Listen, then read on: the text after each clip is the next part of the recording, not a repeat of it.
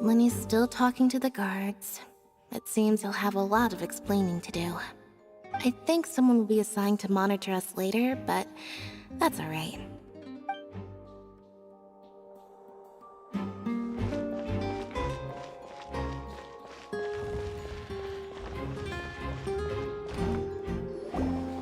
Hey, you!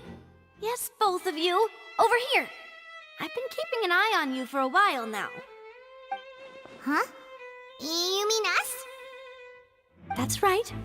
If I'm not mistaken, you're also among those who wish to cut down the thorns and pursue the truth. No? And by the looks of it, you're not from Fontaine.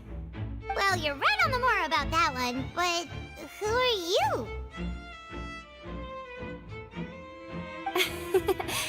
Have you never heard of the Spina di Rosula?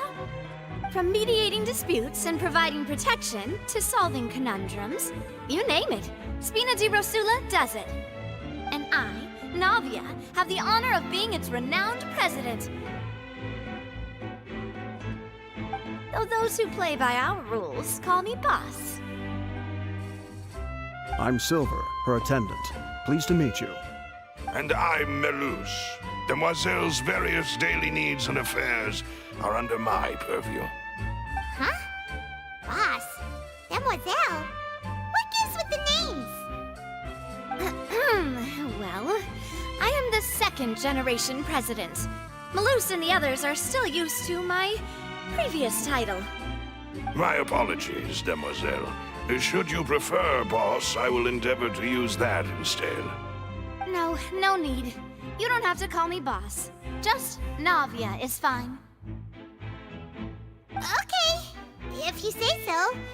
Not that we're members of Spina di Rosula anyway. All merely trifling details. Never mind.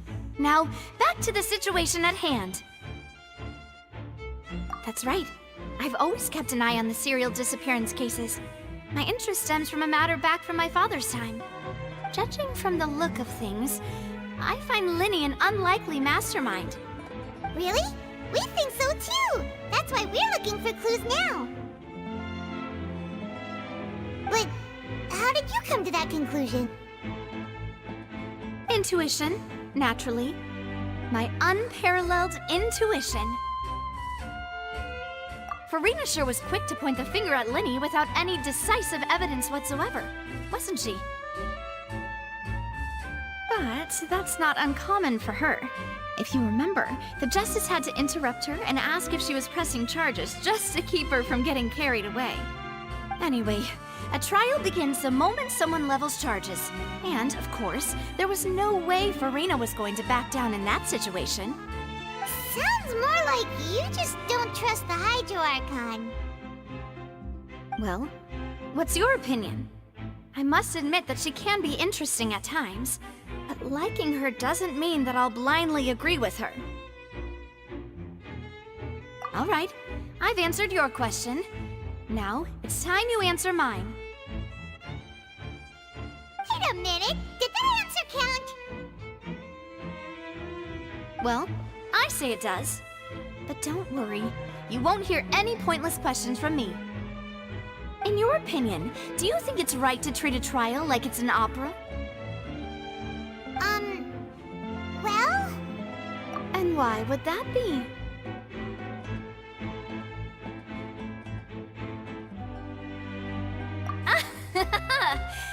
See, Silver and Melus? I told you they'd be different. Most astute of you, demoiselle. I too think that the traveler's response was most excellent. No matter how wonderful the script or how fervent the audience's expectations may be, the trials that go on stage here must be based in fact. And if that can be done, boss, then... All right, that's quite enough, Maloose. Anyway, I like your answer. You passed with flying colors. Now, I need to make some preparations, following which our joint investigation shall commence. You two shall be my assistants. Wait! Since when did we become assistants? Oh, well, I can be the assistant, sure. Or your companion, if you like. I'm really not that fussy. That's more like it.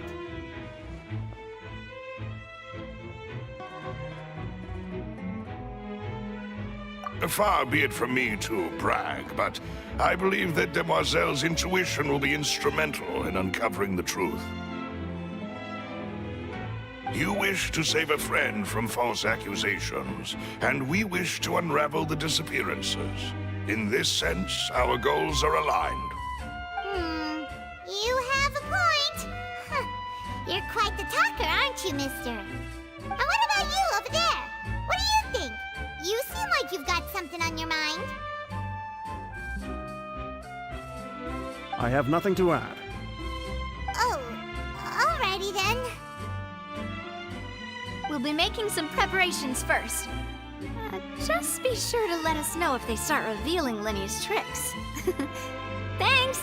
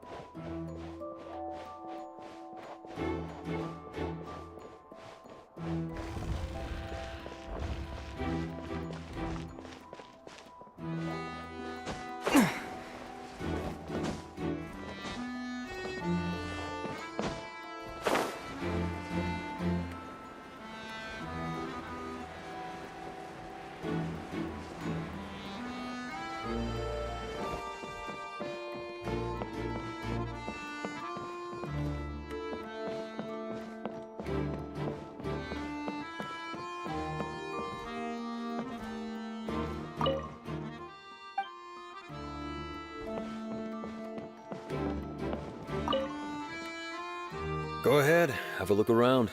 In the end, we're both after the truth.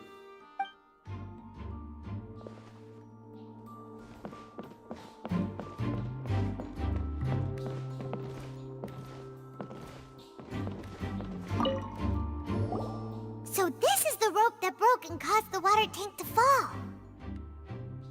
The rope looks pretty durable. How can it be burned through so quickly by fireworks?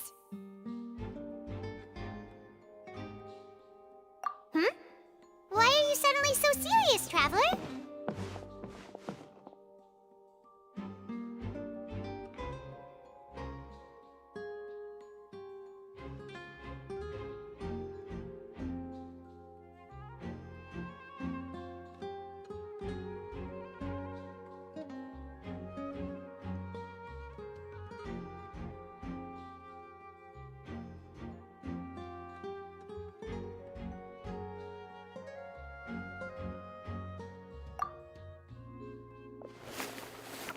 Whoa!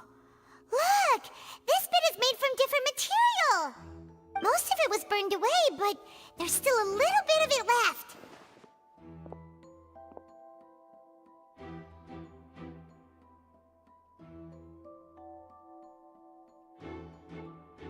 Huh. So if a rope meant to hold something was made with that kind of material in it, then that means... Wait! Why don't you write all this down? Let's take notes.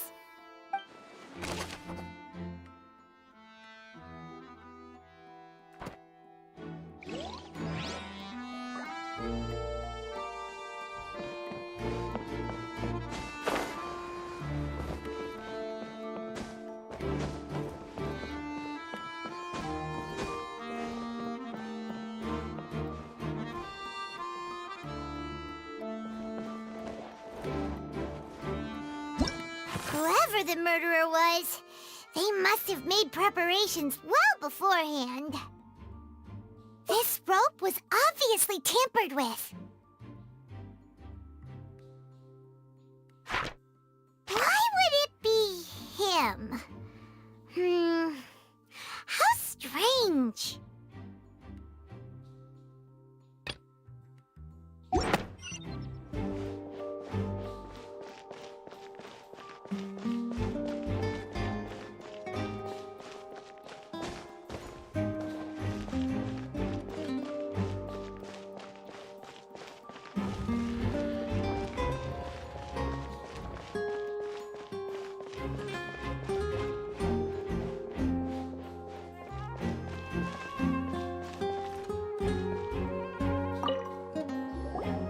Sorry, but no one can freely enter or exit the Opera House at the moment. If you wish to leave, you must register your identity with us first. No, we're not leaving. We're representing Linny and Lynette as attorneys, so we're investigating the case. Were you always guarding this entrance? Yes, after the Chief Justice gave the order, everyone coming in or out must undergo a strict inspection. So, the missing girl couldn't have left from here. At least, not from that point on.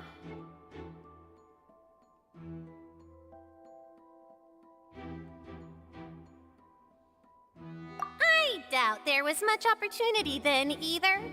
How can you be so sure, Well, because I was in charge of security near the entrance at that time. I couldn't see Linny's performance from here, which was quite a shame. Just my luck. But still, I did not abandon my post, and I stayed put no matter how loud the applause was.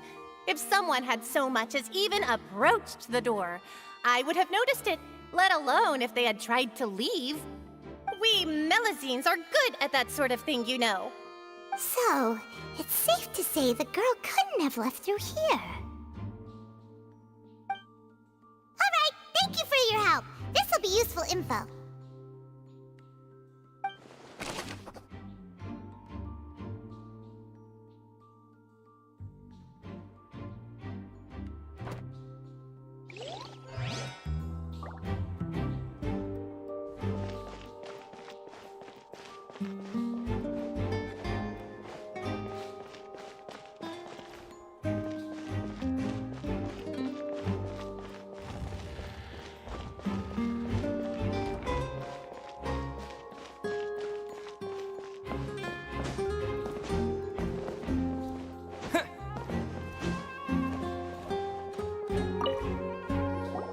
I see that you're investigating the area. Well, it just so happens that I'm interested too. If you find any new and interesting leads, be sure to share them with me, alright? We don't have too many thoughts yet.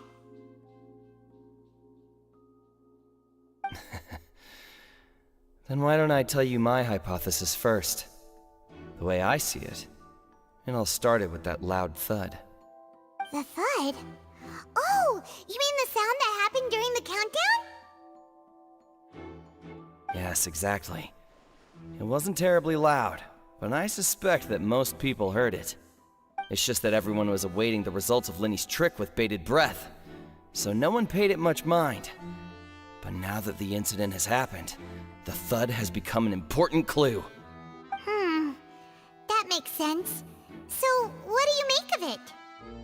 I'm of the opinion that it may have been the sound of Linny's accomplice, Lynette perhaps, jumping atop the water tank or something like that. And when the pyrotechnics went off, she cut the rope, sending the water tank crashing down. Wait, wasn't the noise we heard too loud for that? Perhaps the balance wasn't right, leading to a particularly rough landing.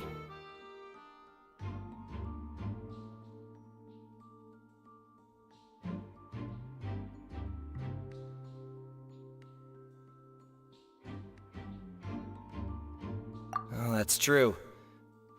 I suppose I must reconsider. That does remind Paimon, though. What was with that sound?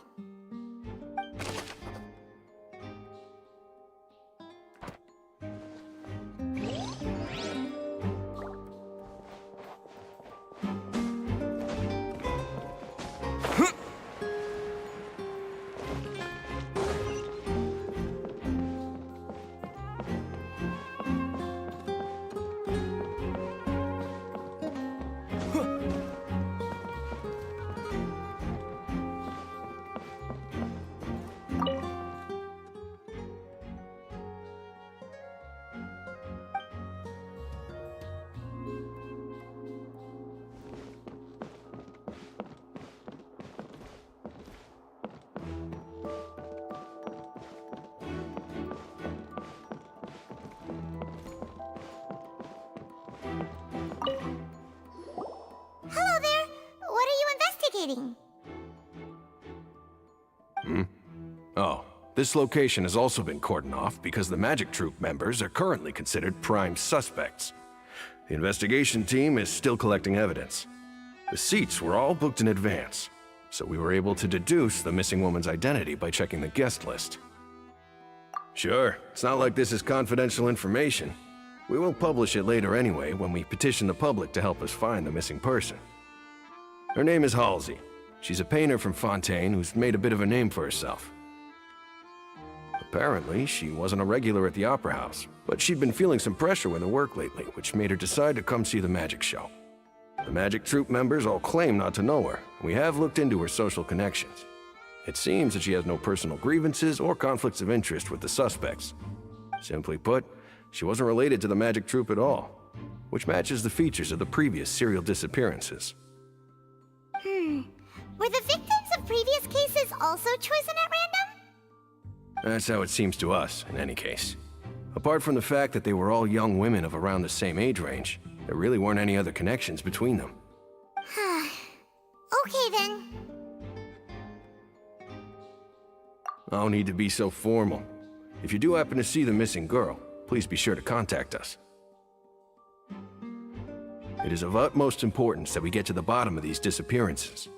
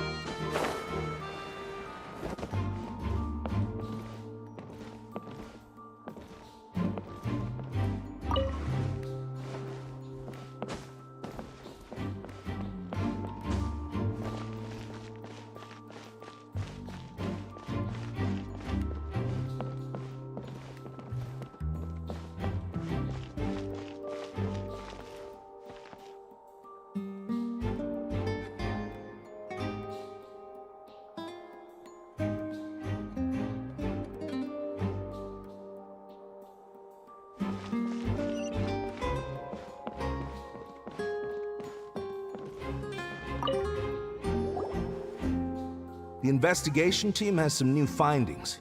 Turns out there's an issue with the random number selector after all. See, I told you. What if the machine picked some big guy's seat? You think the murderer would have still made his move then? Sorry to interrupt, but we're helping Linny and Lynette with their side of the investigation. What were you saying about the number selector? There's something wrong with it? You're trying to help them? That'll be a tall order. Lenny used the machine to pick a random member of the audience during his performance, right? The lucky girl that later disappeared. Well, we thought there might be a serious problem with the machine, so we had it taken away for further inspection. It turns out that the seat number it picked wasn't random at all. The machine picks that same number every time. I'm sure you already know that you have to make a reservation in advance to get a seat, regardless of whether it's a trial or some performance.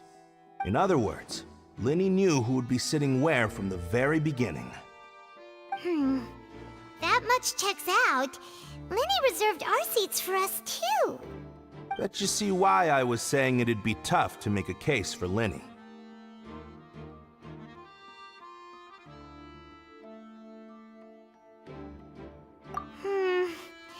Even though it's bad for Lenny's case, Paimon had better write it down.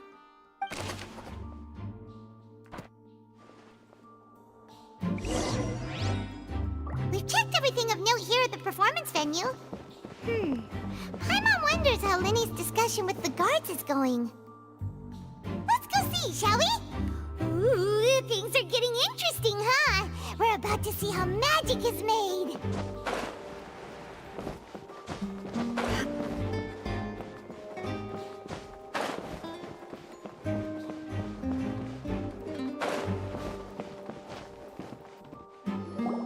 Understood. Then I will be going with you. Just so you're aware, I will be monitoring your actions and making notes as necessary.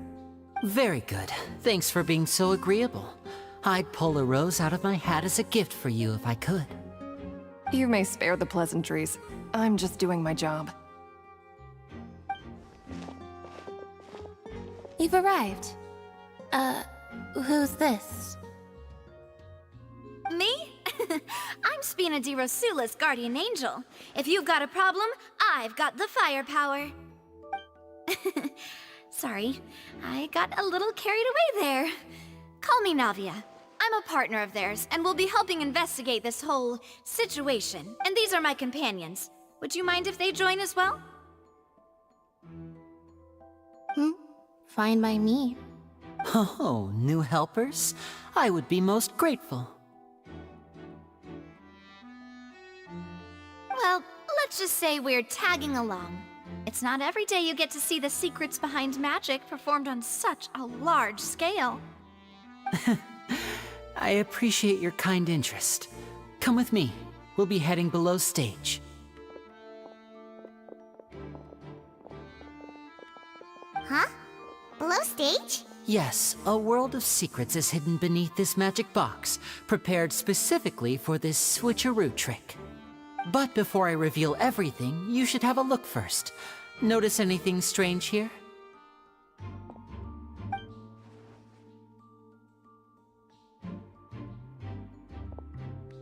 I'm not trying to be dramatic. Remembering the details of a trick will help you understand the methods used to perform it more easily.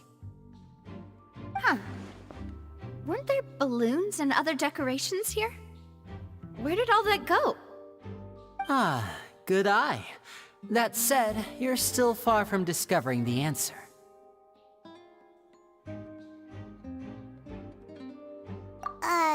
The back? You mean the inside of the door? What's different about it? Paimon didn't notice anything. Very good indeed. I thought you might not be able to catch that, given that you were sitting in the first row. The back of this door was patterned.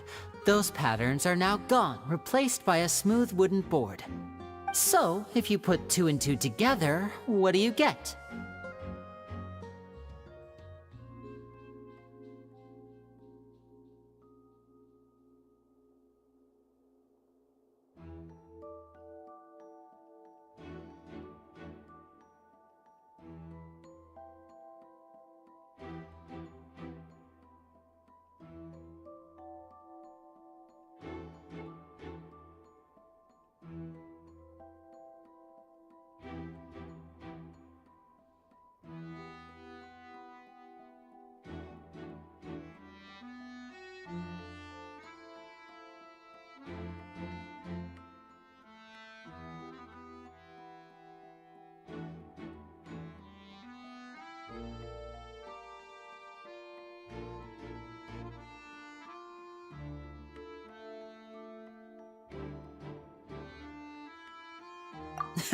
Exactly. All right, let's go. I'll tell you how it works as we head down.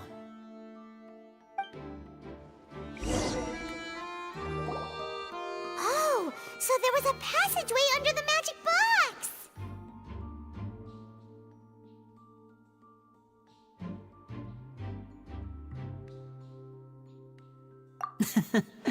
I knew you'd figure out most of it as soon as you saw this place.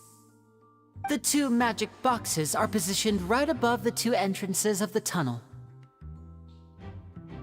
See this flatbed trolley? The box with the lucky audience member in it would be shuttled over to the other side using the trolley. This trolley can raise and lower and even rotate, ensuring that the box will face in the right direction. I see. So that's the purpose of the box inside another box. Precisely.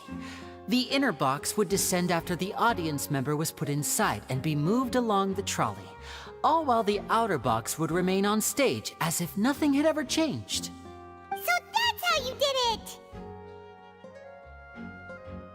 Once the box was lowered, the trolley would store some energy through this device here, with which it would complete the rest of the steps.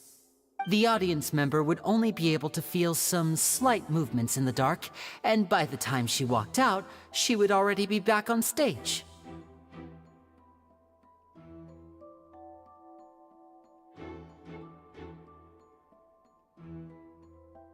Right! You were talking that whole time, and you even came out for a moment near the end! Ah, yes. A phonograph operated by Lynette was used to achieve that effect. My assistant and I had already scripted our conversation beforehand. When the countdown began, I had already gone to the opposite box via a tunnel using that ladder. And what about Lynette? Where was she? I was in the mezzanine space in the back of the box. Oh, interesting! That's how we were able to coordinate Linny's lines with the assistant. And, by the way, I was the one who walked out of the box at the end. I mean, we are twins. All it takes is a change of clothes and no one can tell who's who. And that's my favorite part of this trick. Only Lynette and I can perform it. So that's how it all worked! Wow! Every detail you revealed was more amazing than the last! Lynette would briefly walk out of the box and then go back in, jumping into the tunnel and escaping before the box on the trolley could finish ascending. And then I walk out of the other box in the audience area, and the trick would be complete. The operative word here being would. But as you saw, Cal was in the box, not our audience member. She, on the other hand, mysteriously vanished. We really don't know how that happened. If not for that interlude, this would have been an astonishing trick. I probably never would have figured out how you pulled it off.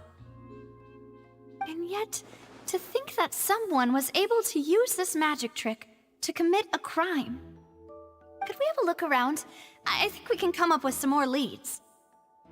This is the scene of the crime, so Linny and Lynette are not permitted to stay here. I'll escort them back up. Yes, of course. No need to be so strict now. I won't disappear into thin air, you know. Thanks, everyone. We're counting on you.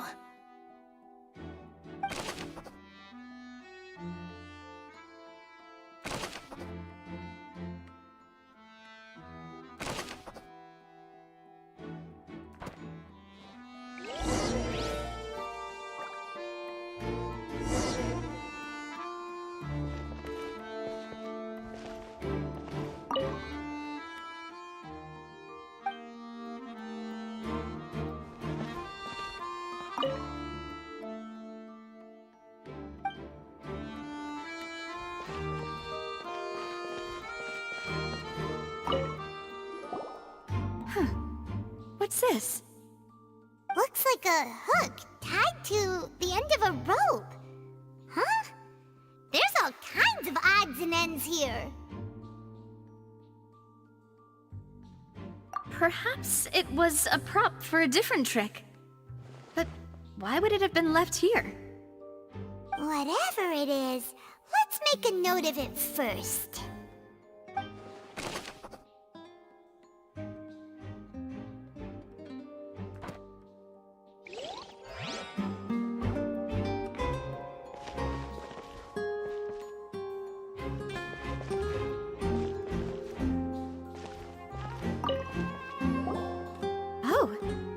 are the clothes that the lady chosen from the audience was wearing, right? Her clothes are here, but she's nowhere to be found.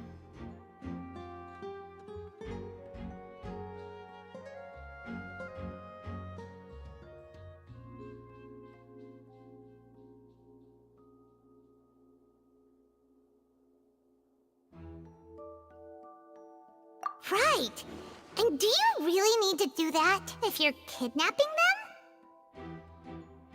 Ugh, this is so confusing. Paimon doesn't want to be a detective anymore.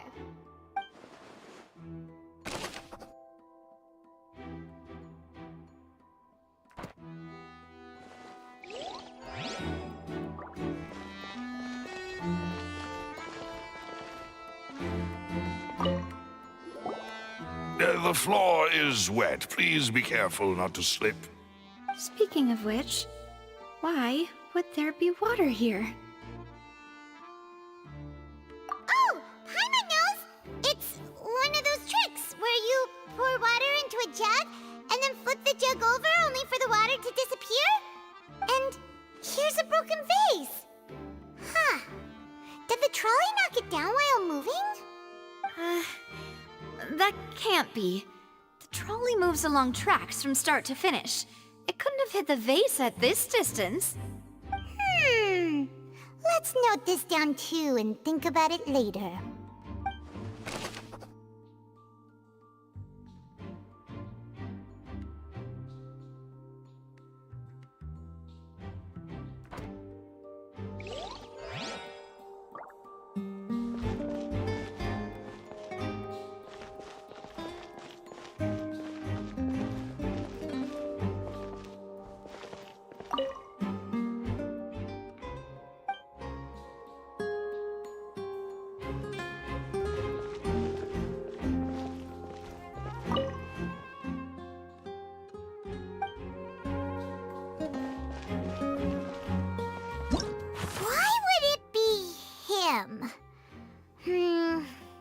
How strange. Gosh, no wonder the serial disappearances never got solved.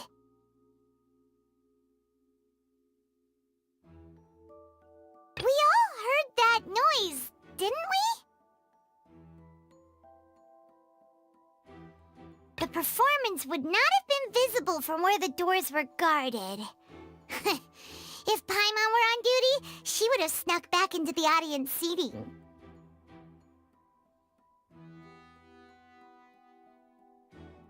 Well, there was no chance Paimon could have seen that the box had 2 layers. And that's why only the 2 of them can perform this trick. Digging a tunnel just for a magic trick? Whew, that must have been a lot of work.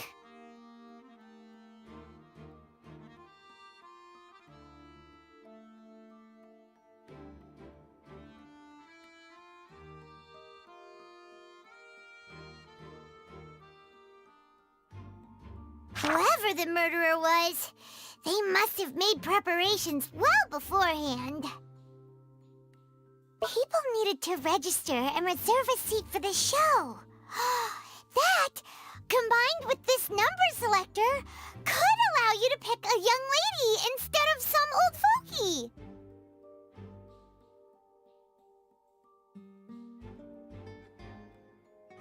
This is probably a prop, too. Oh, looks like it could hook onto a lot of things. Like the Traveler's fishing rod! This flower vase is probably a prop for the show. But it also could have been used in the crime.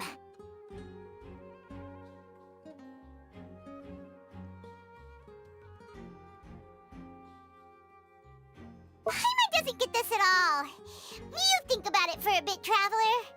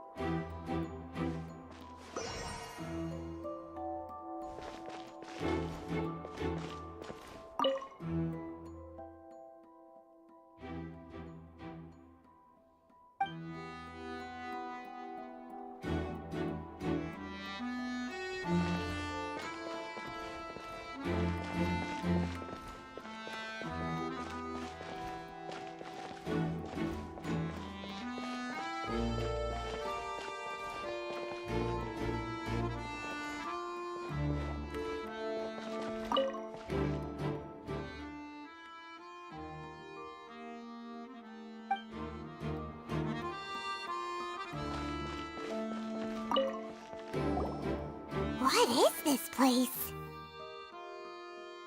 It seems someone could fit through here. Could this have been the suspect's escape route? Alone, perhaps. But if they had to pull another person with them, the space would be too narrow. But there are no other ways in or out of here.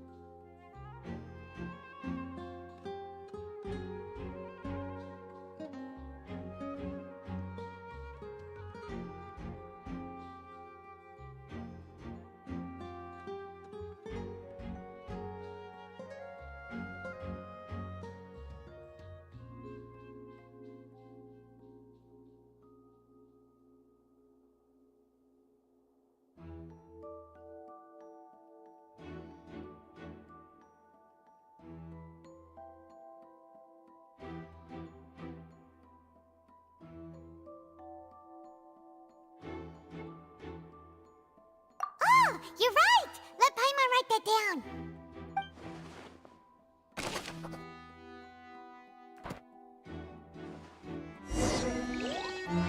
Seems we're just about done investigating down here. Yes. Let's head back up.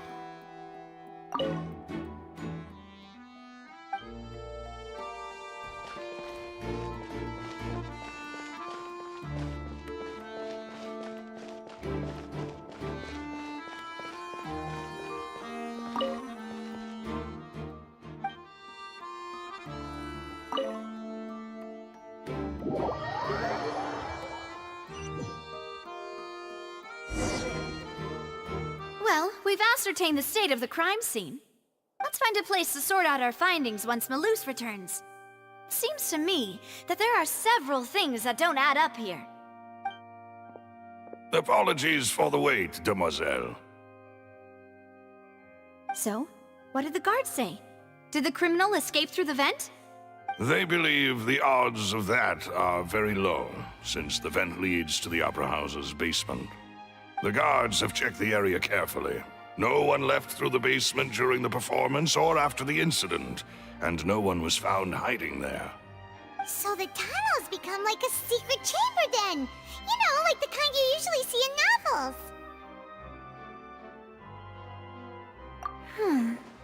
The plot thickens. Halsey's disappearance and Cowell's death are both quite inexplicable. No wonder Farina was so confident in her accusation. All the current evidence points toward Linny and Lynette. In other words, the charges are very likely to be upheld unless we make some considerable progress. Charges and then trial. So if the charges are upheld, they'll announce a sentence? That's right. This is how a trial goes in the Opera House. During the proceedings, the Chief Justice and the Oratrice will hear statements from both sides. That's right.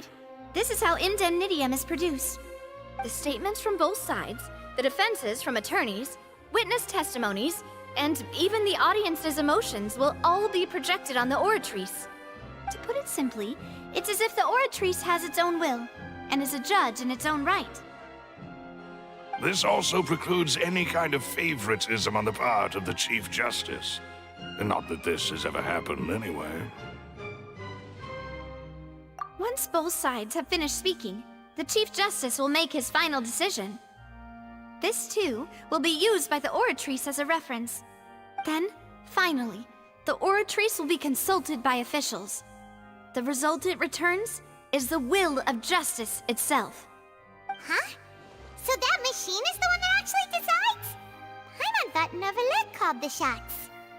In practice, there is very little difference. Both have always come to the same judgment, which is why people have great faith in the Chief Justice. Yes, the guards also asked me to convey that none of us will be allowed to leave this place before the trial. Huh? Why? Because we've chosen to act as the twins' proxies. That makes us persons related to the case. They're concerned that we might be colluding with outside parties, or that we might find outside help to disrupt the case. And even if that were not so, it could prove problematic if we happen to spread key information about the case ahead of time. I'm ready to break out at any time. Whoa, whoa! There's no need for that! Paimon thinks they have a point! That said, are they providing food? Of course. I just hope you don't mind the lack of options. I'm afraid that... In that case, let's just sort out our findings together here. Pity. I was hoping to take you to try some of Fontaine's famous desserts, too. I mean, what better way to properly think through our findings than over some tea and sweets? Huh. Breaking out suddenly doesn't seem like such a bad idea. Just kidding! Just kidding! Paimon will still do her best, even if there are no snacks. What do you mean, no snacks? Of course we'll have snacks. If we cannot buy some, then we'll simply make some. Huh? Here? But how? Understood, mademoiselle. Everyone, please come with me.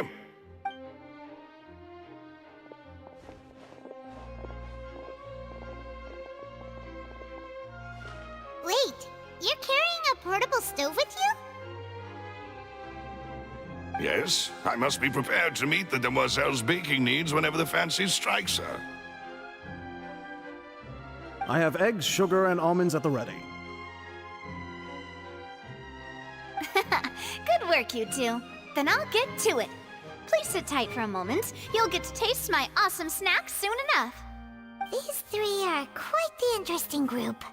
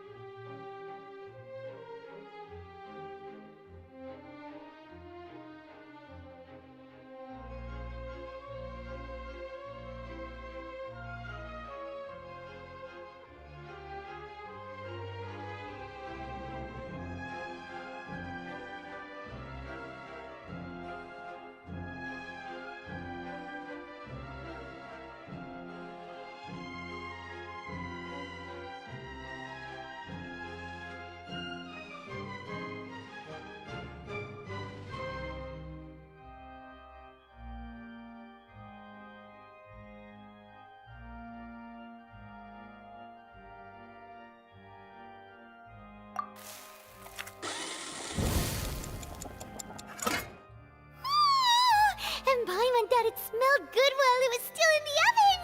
Oh, it's even better now. Paimon can't stop drooling.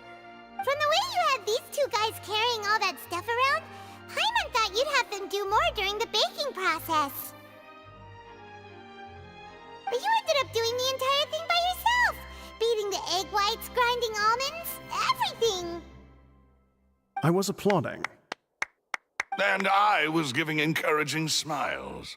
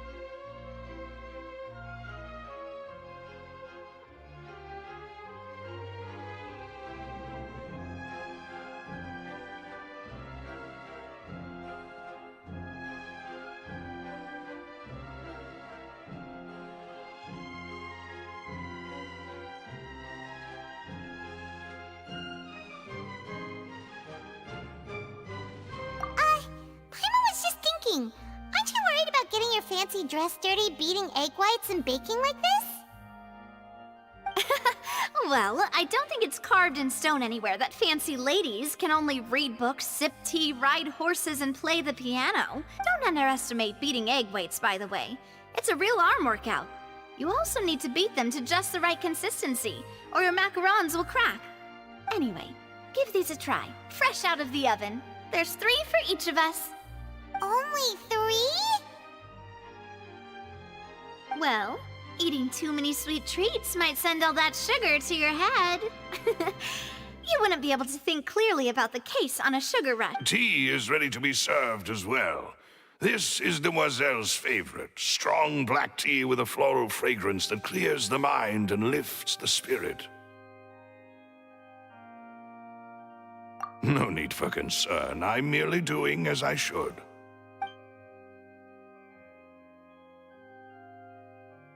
All right then, down to business. As Paimon mentioned previously, the tunnel seems to be something of a secret chamber. However, we can assume that Linny and Lynette were not alone within it. Some criminal also occupied its sealed confines.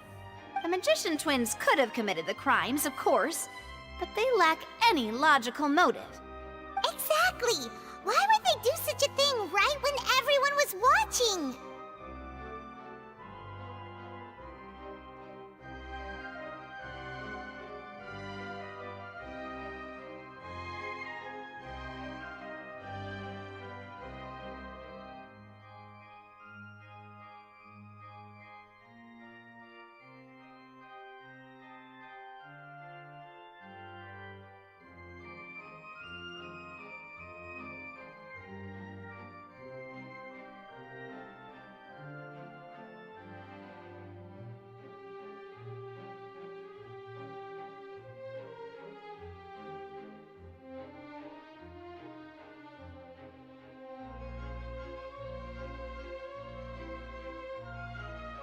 The flower vase and the thud we heard during the performance could indicate some altercation between Halsey and the criminal in the tunnel.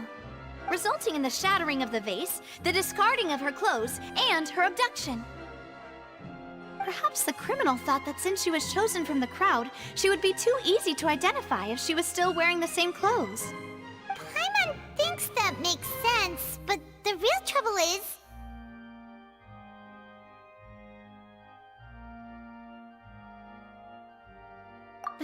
True. None of the clues we found thus far support the existence of this third person. But the only people left to consider are both technically victims, whether it's the missing girl, Halsey, or poor Cowl. Huh. Could Halsey have secretly made modifications to the magic props in order to murder Cowl before making her escape? That's right. And even if she had tampered with the setup, she would need to understand the entire trick to pull it off. Nor does she have any motive. The guard said that she has never had any dealings with the Magic Troop's members. Were we not thorough enough in our search? From the sound of things, this is turning into an impossible case. Your macarons are amazing, though, Navia. They smell great! They're nice and crisp and super sweet! They are my specialty, after all. And I see you've already had 5 of them. What? 5? Oh, that can't be right. Paimon only counted 3, honest! Please don't worry about it. At my age, a few less sweets might actually be a good thing. No. Being greedy is one thing, but Paimon knows how to count. Besides, Paimon knows that if she ate too many, then others wouldn't have enough.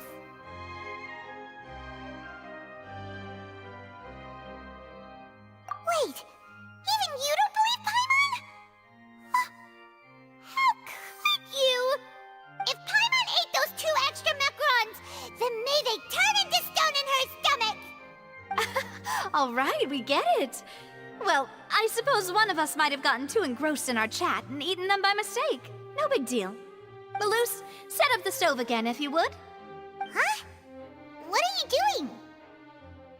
Making sure everyone gets 3 macarons, of course.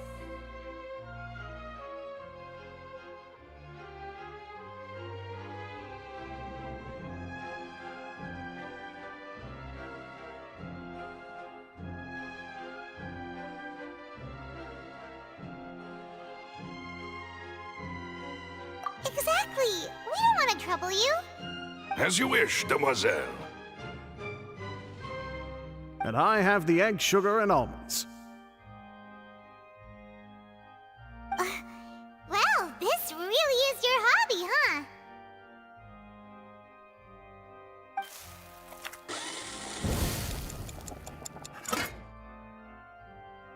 Well, that's it for snack time.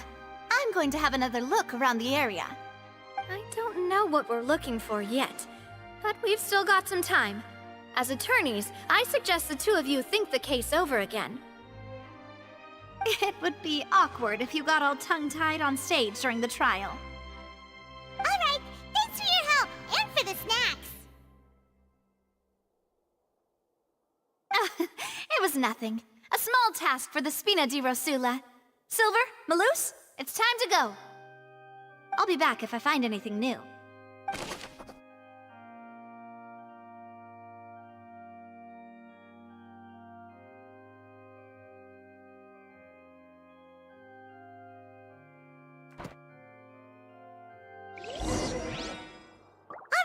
It's time to put our heads together. We've got to get our defense ready for the trial. Oh, it's probably gonna be a long and difficult case. There's no point in worrying about that now. We just need to prepare. Here, take Paimon's notes. They should help you review the situation.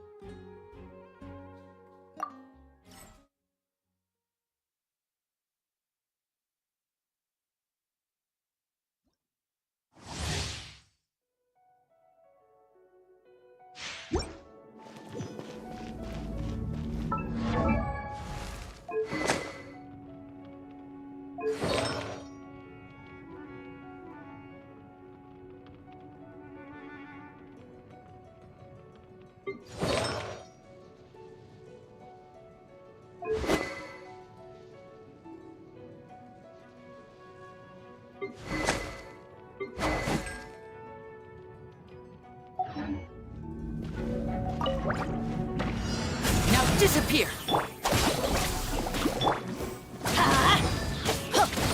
Nice and spicy. Let's light it up! Everybody stand back! Step right up! A round of applause!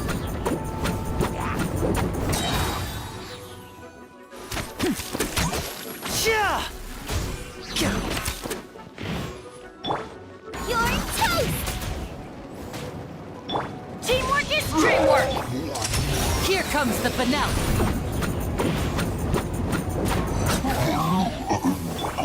Out of my way! Just you wait! And voila! At the frying pan, into the fire! I'm going in! That's gonna hurt in the morning! Let's get this show on the road!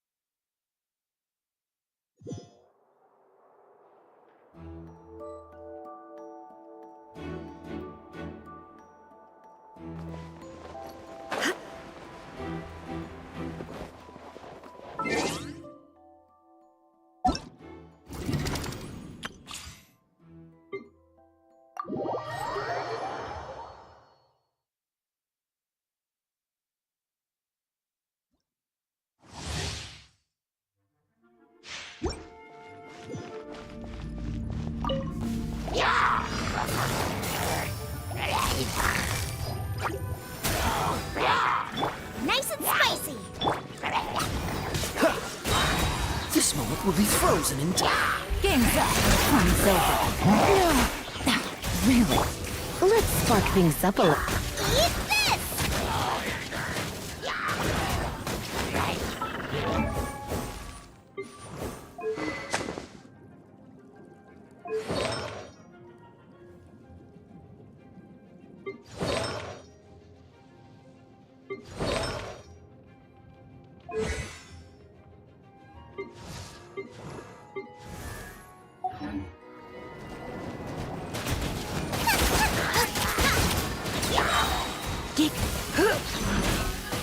Don't push your luck.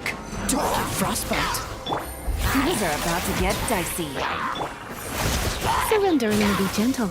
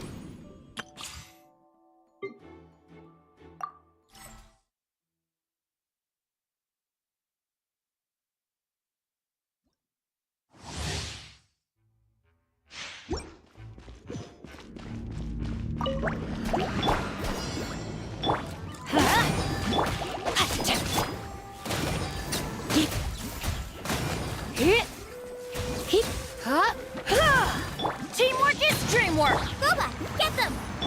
Try not to enjoy this. Witness the power of Gugwa! You're toast!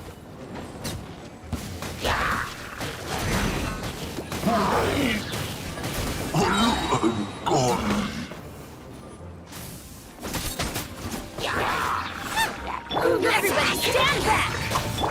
Surrendering and be gentle. Rain cutter! At the frying pan, into the fire! Eat this! Here!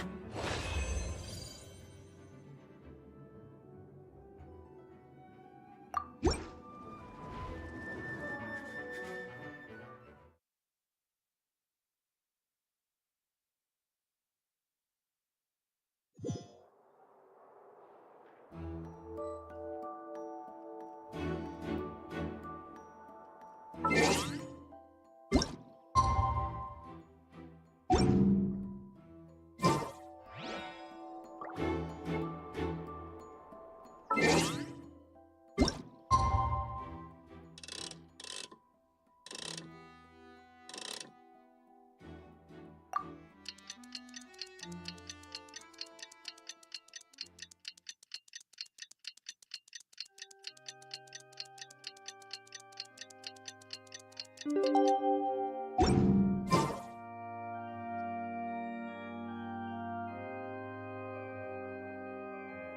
do? The whole situation is so confusing. Good plan. Impossible things don't just happen. We'll get to the truth one way or another. Just relax. Even if everyone else suspects Lenny and Lynette, at least we will be supporting them from the stands. Besides, I doubt Farina understands any more about what happened than we do. Thanks, Navia. Well, we'll be going then. Best of luck to you.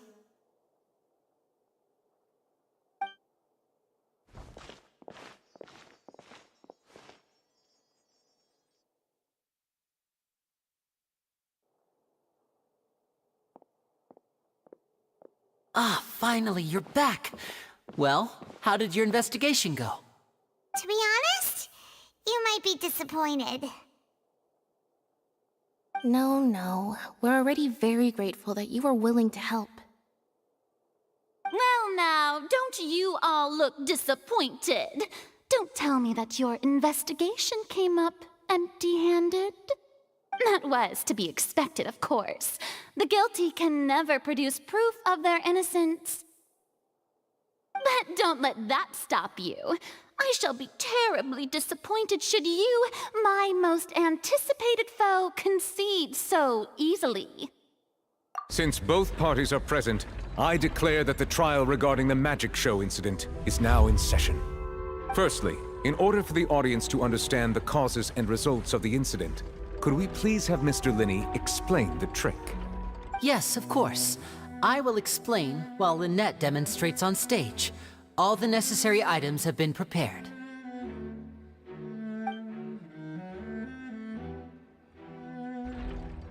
Thank you, Mr. Linney. In that case, I take your statement to be that you ran to and remained hidden within the magic box in the audience stands once the trick began, and thus could not have committed the crime. Is this correct? Yes, that's correct, Your Honor. In that case, I call upon the prosecution. Lady Farina, do you wish to refute his statement in any way? Why, of course I do. Allow me to take the first shot and break this case wide open. Mr. Linney is clearly lying. There is no way you could have been in the box the whole time if you were to abduct Halsey and murder Cowell. In fact, I'd say you were hardly in that tunnel at all. That is simply your hypothesis based on the presumption that I'm guilty. Oh, is that so? And if I may ask, what did you hear while you were inside your box? The roaring countdown of the crowd, of course. That's how I kept track of the time and built anticipation for the finale. And you didn't hear anything else at all? Nothing that might leave an impression of any kind? No, nothing. I see. But when the count reached 30 seconds or so, there was a thud. One so loud that I believe practically everyone heard it. Huh? Hey, hang on. Something's not right here. Yeah, I'm sure he could have heard a noise that loud from inside the box. I was right by the box, and I definitely heard the thud. Look at those scales. Could those mean... Well then, ladies and gentlemen, allow me to use the words of the magician himself.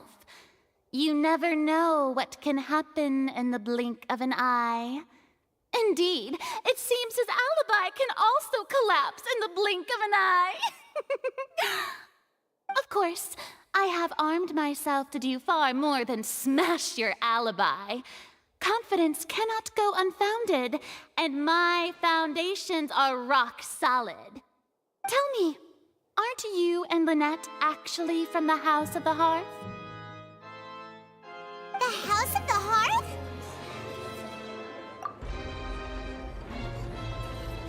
No wonder they did something like this. So the serial disappearances were the Fatui's doing. Now it all makes sense. I've got a feeling that what happened on stage probably wasn't just an accident. That's irrelevant. Our identities have nothing to do with what happened. Indeed. Then perhaps you could tell us everything that happened during that 1 minute. Your first priority is to prove yourself innocent after all. I'm sure there is little that needs to be kept secret now. Unless your script already has holes in it. The Outlander is speechless. My, oh my, don't they look flabbergasted? Now comes the infighting and discord, I suppose. This was almost too easy. Good thing I made all those preparations. Seems the all-nighter I pulled last night is really paying off. Hey, Linny, why didn't you tell us this before? Order! Order! Mr. Linney, allow me to re-establish the facts. Lady Farina has raised 2 points. First, when the thud was heard in the Opera House, you were neither in the box nor the tunnel. Second, you and Ms. Lynette are both members of the House of the Hearth. Are these claims true?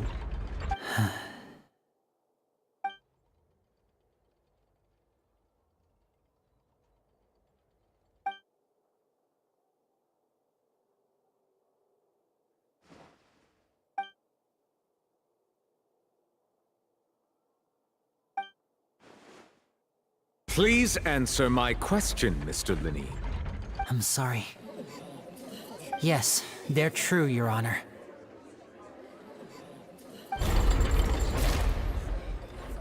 I knew it! Well, that's it. We might as well move on to the sentencing already. What should we do now? Granted.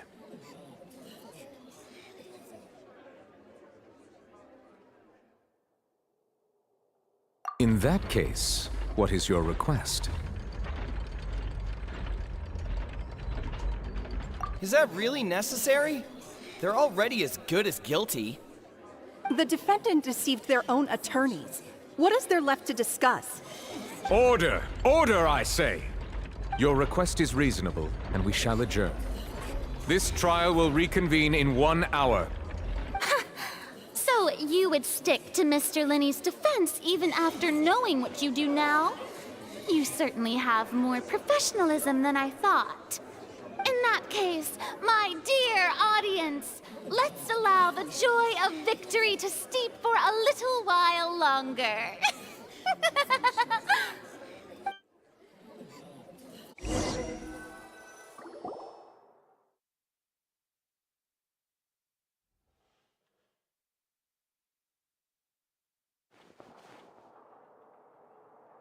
Well, this is awkward. I didn't think the Hydro Archon would dig all that up. I'm sorry, Traveler and Paimon. Yeah, sorry. Paimon doesn't know where to start. We trusted you two. We based our entire reasoning on the assumption that you weren't bad guys. Not to set the wrong tone or anything, but Paimon's really mad! I'm very sorry. I know you're angry, and reasonably so, but please, let me explain. I know you've clashed with the Vitui several times before. I wouldn't be surprised if just hearing the word is enough to make you upset. But our organization is very, very large, and the Harbingers have very different personalities and goals. Right now, we want to save people. As many as we can. That's right. I'm sure we're on the same page when it comes to this nation and the disaster that its people might face. I knew if it weren't for our respective identities, we could become good friends. That's why I didn't wish to flat out lie to you, but chose to hide some details instead. The truth is very important, but being completely transparent about everything would see us spending more effort than we need to. Right. So, you be the judge. Heck, if I were you, I fear that I'd even struggle to trust me at this point. You met a Fatus who works as a magician, a trickster by trade. All by coincidence, too. But still, I'm asking you to trust me. I am no criminal. At least, not in this case. Sorry. Please forgive us. Well, you both say that, but... Right, let's hear your answer first, and no lies now! Of course. I'll answer any question you ask. We've been trying to find out how the Oratrice operates. We want to know why it has a consciousness. Why can it deliver sentences accurately? During our investigations, we learned that the machine's core is beneath it. From that moment on, Lynette and I have been designing this box swap trick, with the objective of getting close to the core. Is that why you needed a whole minute? That's right.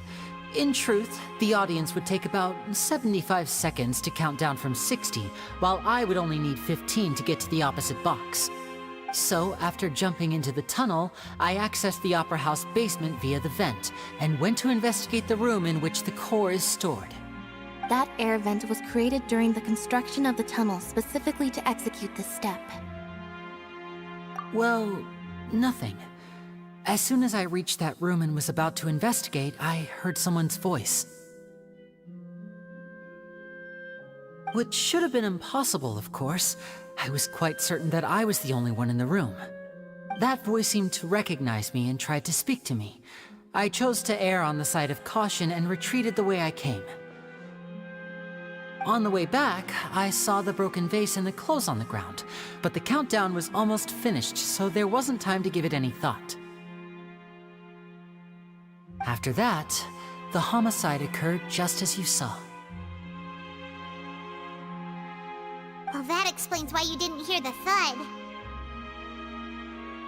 Because of that prophecy I told you about, of course.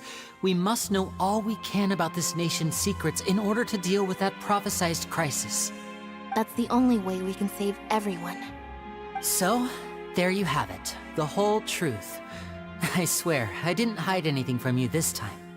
It was never my wish to proceed under this cloud of mistrust either. But like I said earlier, you can be the judge. If you want to leave because you don't trust the Fatui, there's nothing I can do to stop you. Well, Traveler, you decide. Paimon will follow your lead however you choose.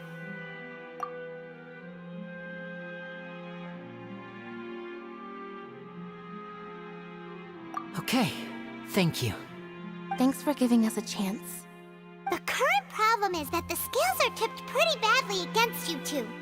If we want to refute the Hydro Archon's accusations, we're gonna need a seriously watertight defense. Huh?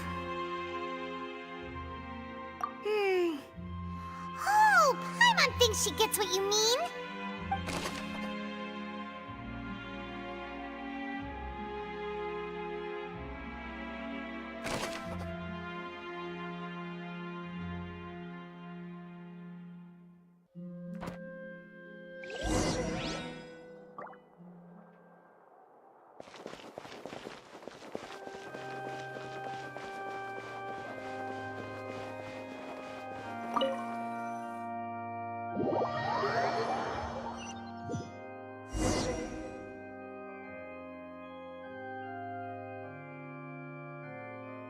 Both parties have returned to their positions.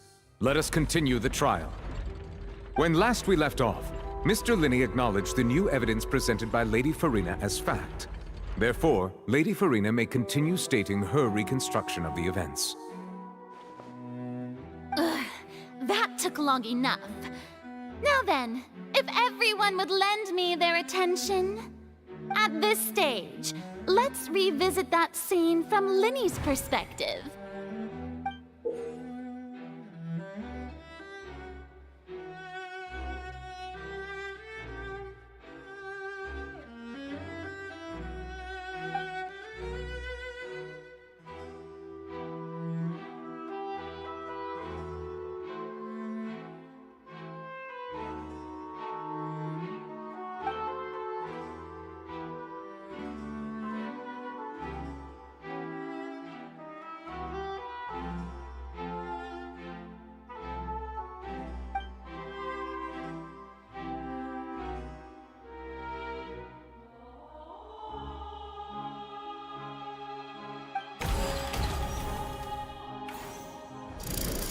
countdown began, he entered the tunnel.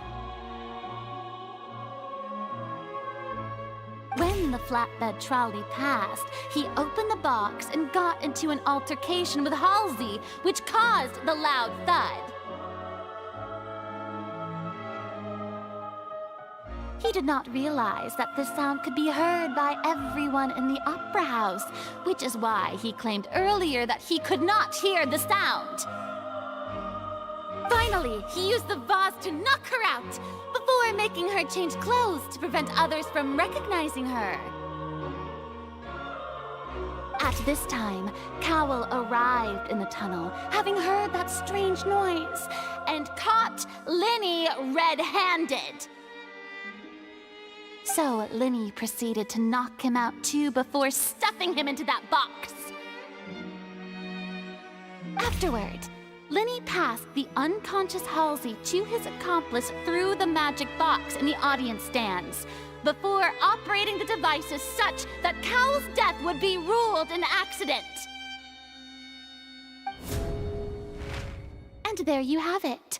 That's the truth behind what happened. Does the defendant's side have any objections to Lady Farina's description of the events? The key to refuting Lady Farina is the order of events, what Linny experienced, and what he saw.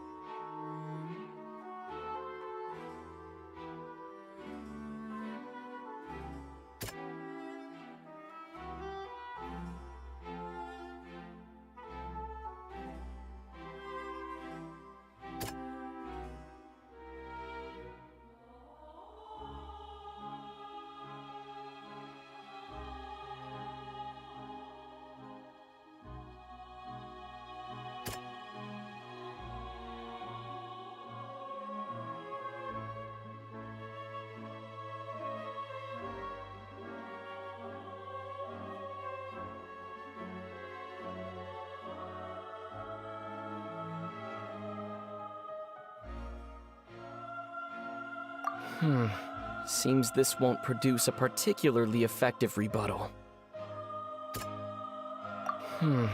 Seems this won't produce a particularly effective rebuttal.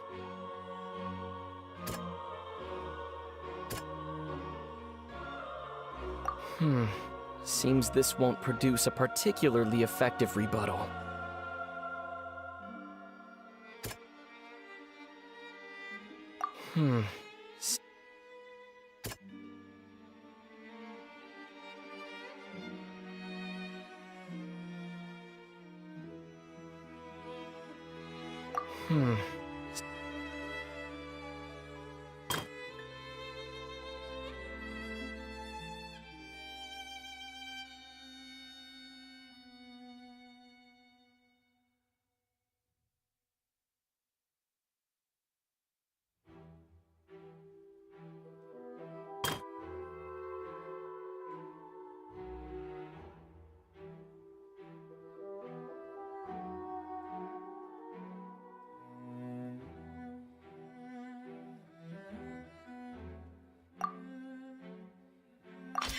According to Linny, he left via the vent after entering the tunnel.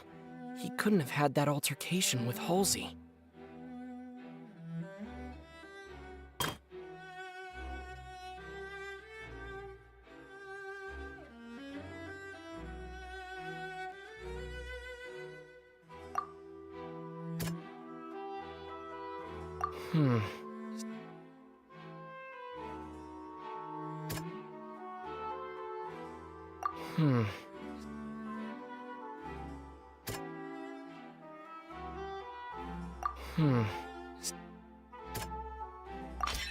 Linny went to the room that contains the Oratrice's core.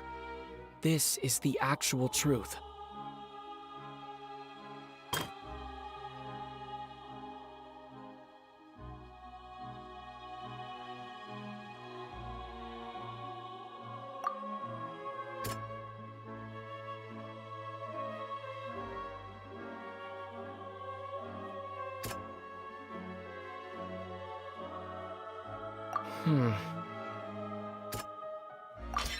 Lenny did not take part in the underground altercation.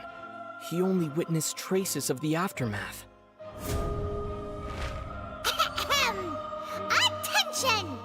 Ace Detective Paimon has something to say! When the countdown started, Lenny did indeed go into the tunnel. But he immediately used a vent to access the Opera House basement, which is where the underground core of the Oratrice is stored. Once he reached that area, he heard a voice in what should have been an empty room. Since he felt something was amiss, he returned immediately. The crime scene had already developed by the time he reached the tunnel again, and in order to complete the magic trick, he did not remain there for any length of time. Finally, he reached the surface, and that was when the accident happened from his point of view. Therefore, he's innocent!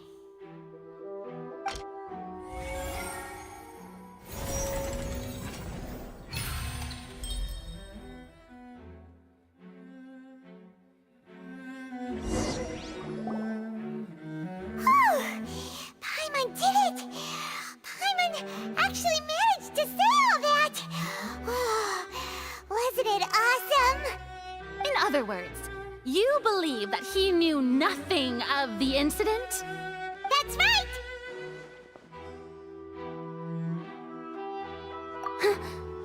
My reasoning?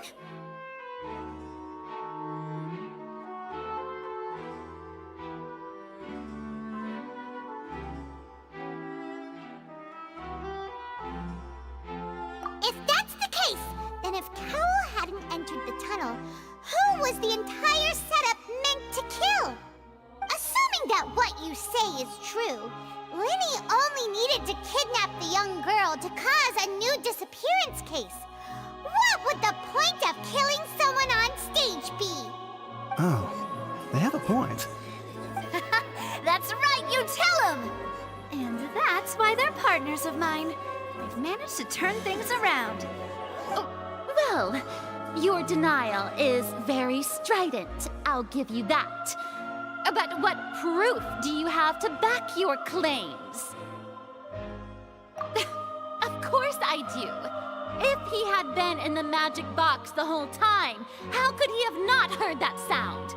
Why do you ask? You're saying that he wasn't.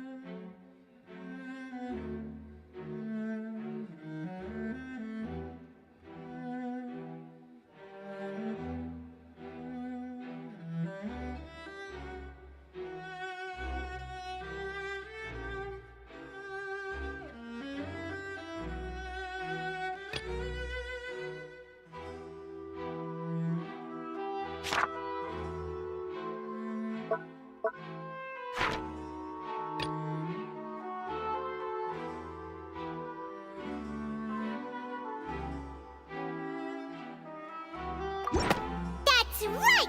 Lenny wasn't in the box or in the tunnel. That's why he didn't hear anything strange during the performance. This means that when the crime happened, Lenny had already entered the basement via the vent. The same clue you used to disprove his alibi has now become the best proof! How do you like that? Well played. To think you'd use such logic. Well then, if it wasn't Lenny who committed the crimes, then who was it?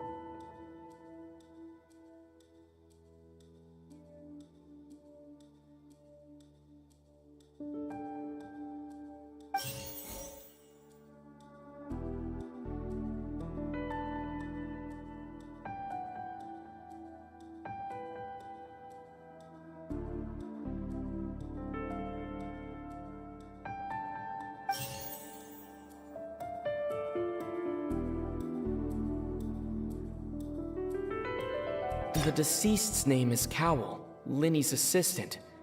He would have been able to tamper with the equipment. Could there have been a third person involved? Is that really a possibility? Halsey is the missing person and an ordinary audience member. Or did she have her own scheme all along? The deceased's name is Cowell.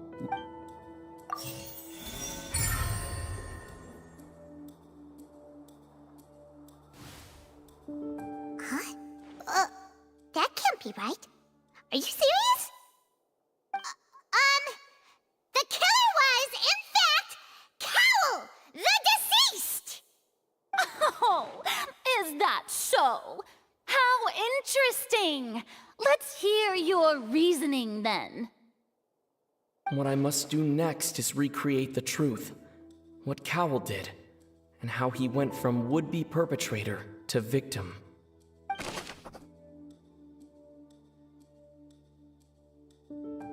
No one entered or left the Opera House through its entrances.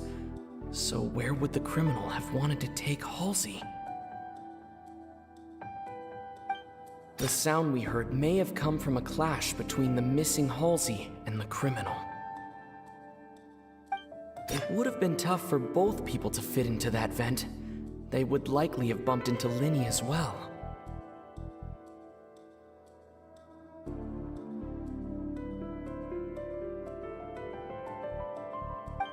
The deceased's name is Cowell, Lenny's assistant.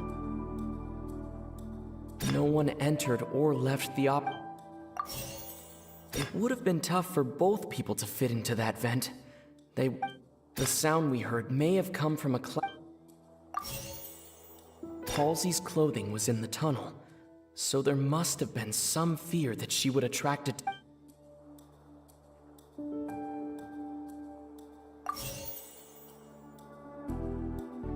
would have been tough for both people to fit into that vent. They would likely have bumped into Linny as well. Halsey's clothing was in the tunnel. It would have been tough for both people to...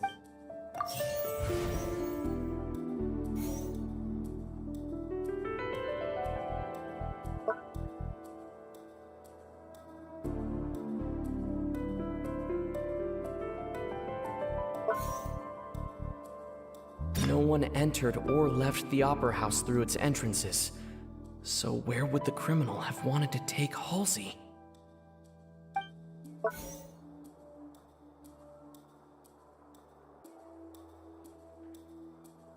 It would have been tough for both people to fit into that. Linny was not in the tunnel at that moment, which gave our No one entered or left the Opera House through its entrances. So where would the criminal have wanted to take Halsey?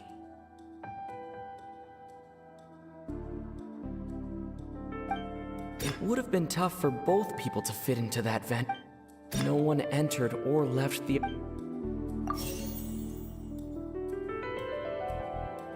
Halsey's clothing was in the tunnel, so there must have been some fear that she would attract attention.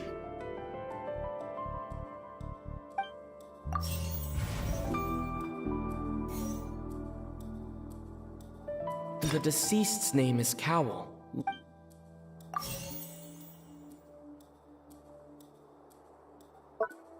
No one entered or left the Opera House through it.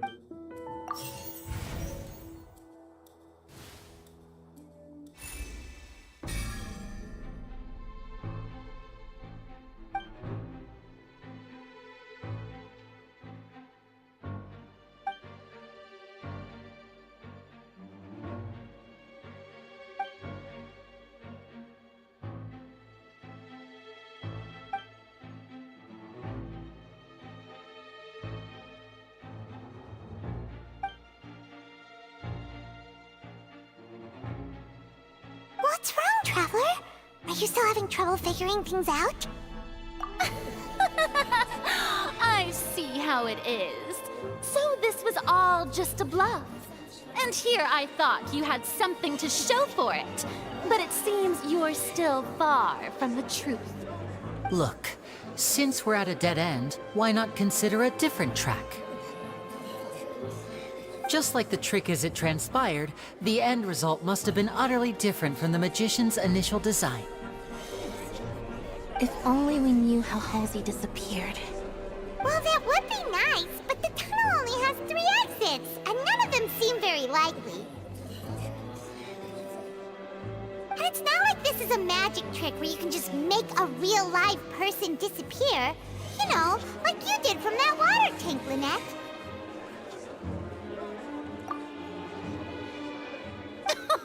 Excuse my interruption, dear opponents, but do you not see that the crowd is growing impatient?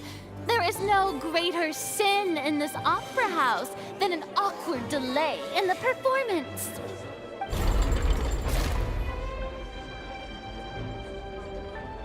If the defense is unable to make further effective arguments, we will move on to the next stage of the trial. Linny was not in the tunnel at that moment, which gave our criminal ample time.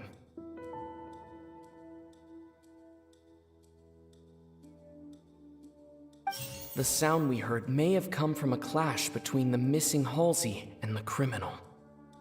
The deceased's name is Cowell, Linny's assistant. He would have been able to tamper with the equipment.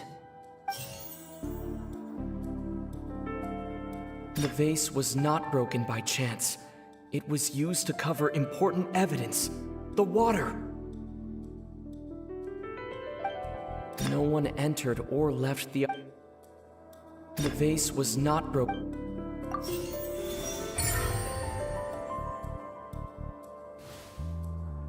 Paimon gets it! It all comes together if Halsey disappeared instead of being kidnapped.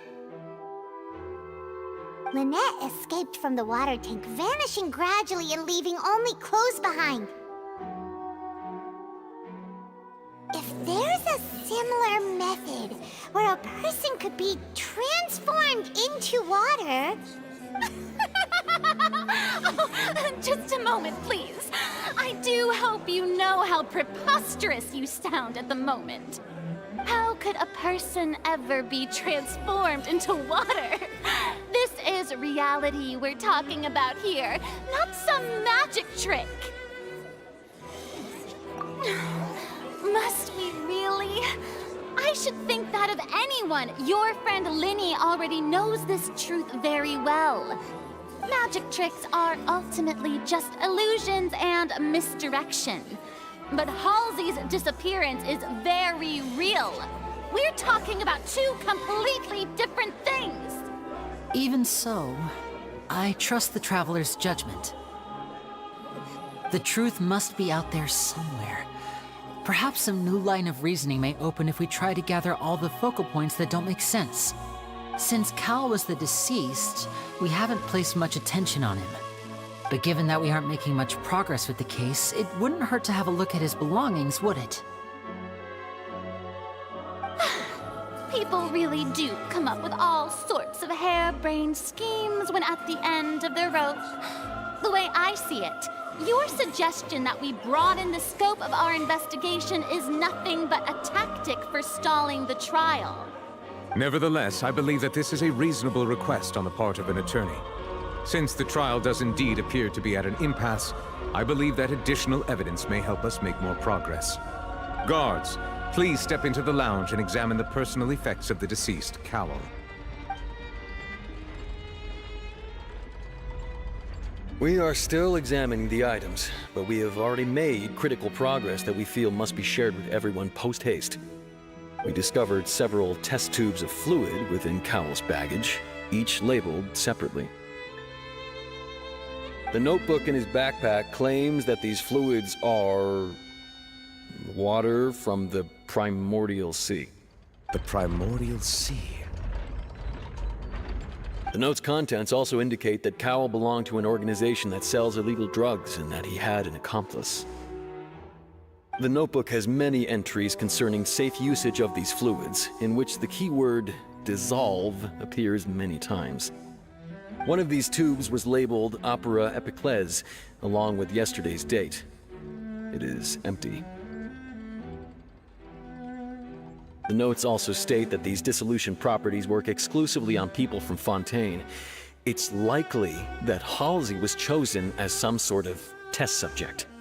As such, we believe that the defense's hypothesis is, in fact, supported by sufficient evidence.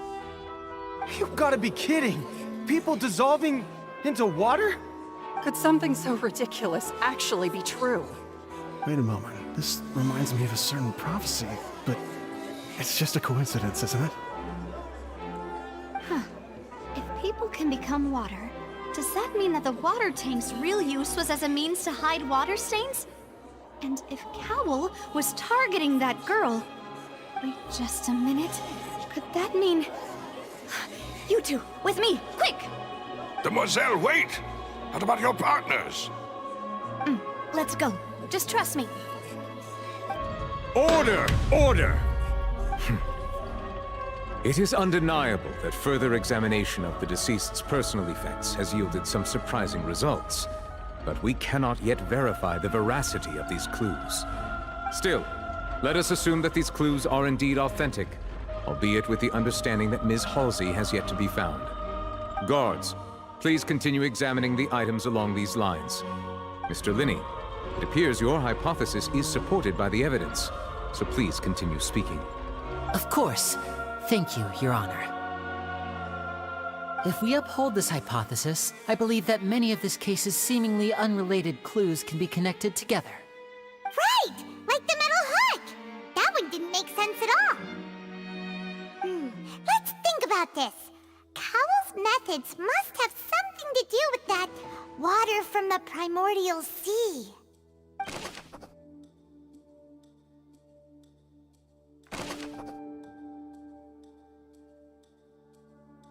The deceased's name is Cowell.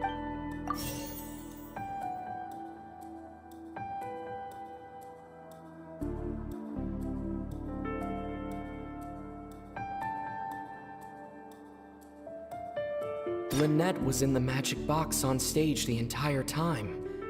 Did she have something to do with this? Now it seems like the hook rope was not meant for another magic trick, but was instead some form of triggering mechanism. The rope that held the water tank up was lit by the fireworks and snapped. As such, the focus here is on the water and not the tank.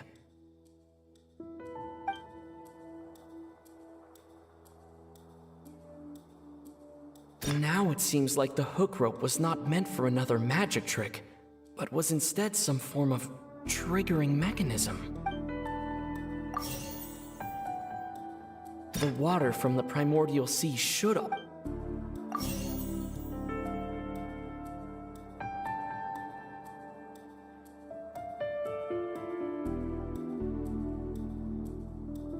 Lynette was in the magic box on stage the entire time. I remember there was something else within the inner layer of that box.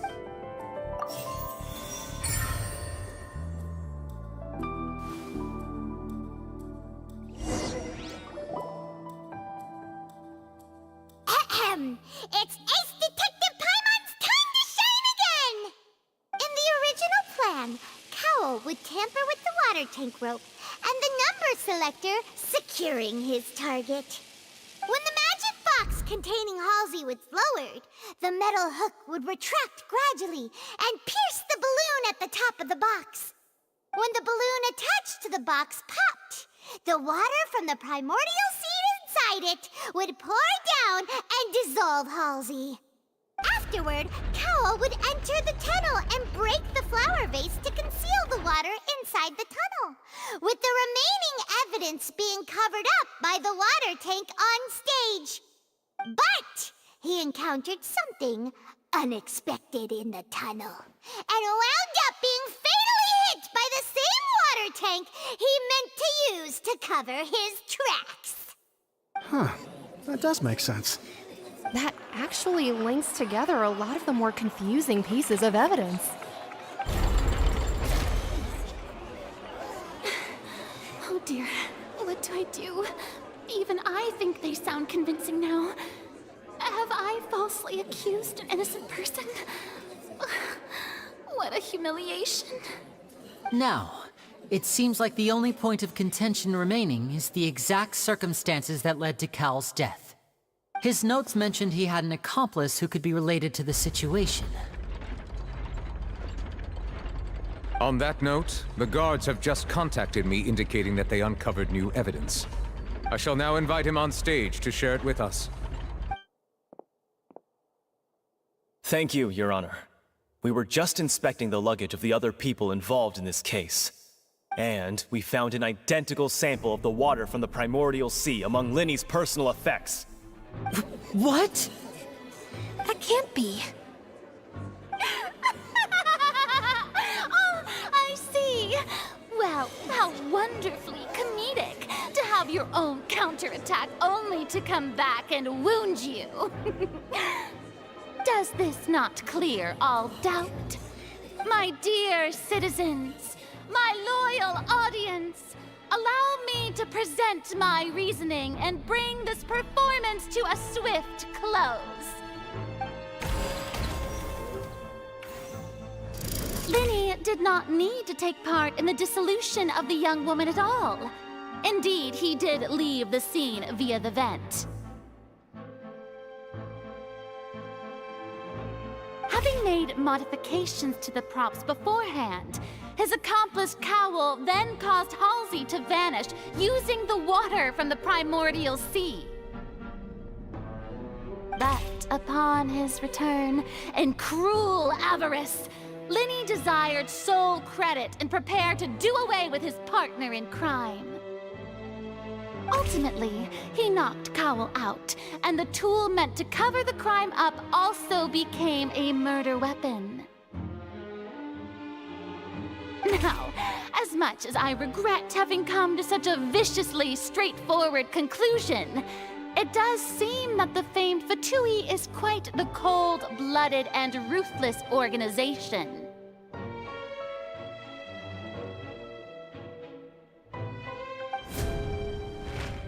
Am I right, Mr. Linny? We've used up all the evidence we collected. There's no way for us to make a rebuttal here. Is this the end of the road?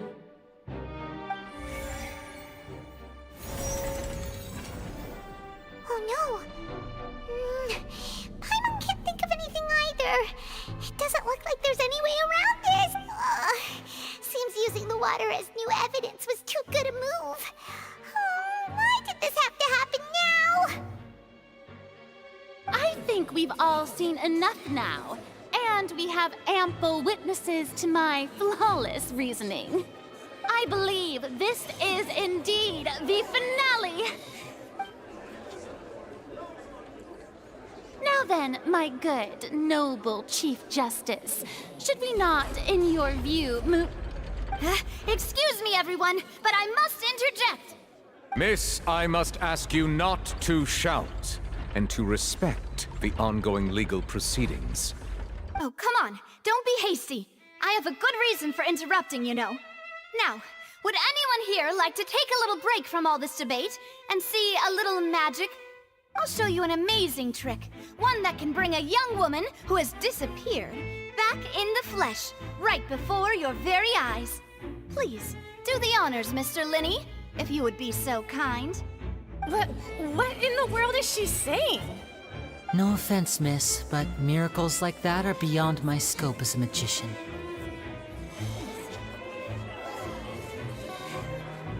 Come on now, don't be silly. Magic is all about misdirection, isn't it? It often conceals the truth while presenting a fascinating illusion. But once everyone believes the illusion, can't magic reveal the truth to them once again? And wouldn't such a trick be the most marvelous finale to today's performance? Come on, Lenny and Lynette. Give it another go. Don't worry. Spina di Rasula has made the necessary arrangements on your behalf. But, as the magic makers and stars of the show, I think I should leave the final performance to you. I understand.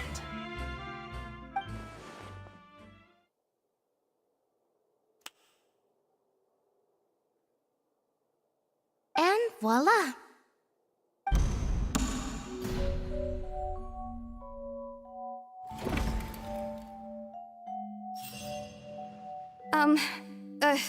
Sorry for the interruption. Wait, isn't that Halsey? So the whole thing about people dissolving wasn't true after all? To be clear, I'm only here because this person told me that if I testified, I was hiding outside this room listening to the proceedings because I was afraid that I would be the one put on trial. I was just feeling happy that no one had noticed me, and then before I knew it, she caught me. That'll teach you to underestimate us three. Where should I begin? I'm sorry. I'm the one who killed Cowell. I admit it. What? Why? Firstly, my name isn't Halsey. It's Lillian, and I'm originally from Mondstadt. I heard that Linny's show was gonna be a real thriller, but I missed the chance to buy a ticket, so I stole one. That's how I make a living. I steal stuff here and there. And I'd never been caught before. But I was noticed at the harbor a few days ago, and I barely got away. Linny was the one who caught me in the act. Hey, no wonder you look familiar. So you were the thief! Liddy even mentioned that you were pretty skilled. Well, and I thought that would have been the end of it, but then the number selector chose me. He even mentioned the Fortress of Meripede. That's a prison, isn't it? So you can imagine how shocked I was. I thought he was onto me for sure. So I played along with the show while looking for an opening to flee, but then I got water poured on me for no reason, and then someone jumped into the tunnel to nab me. I wasn't going to take that lying down, so I knocked him out and stuffed him into the box. There was nowhere to run from there, though, so I had to change my clothes and hide in a box containing performance costumes. I slipped out after the first guard arrived at the scene and continued hiding inside the opera house. Can a person even hide in there?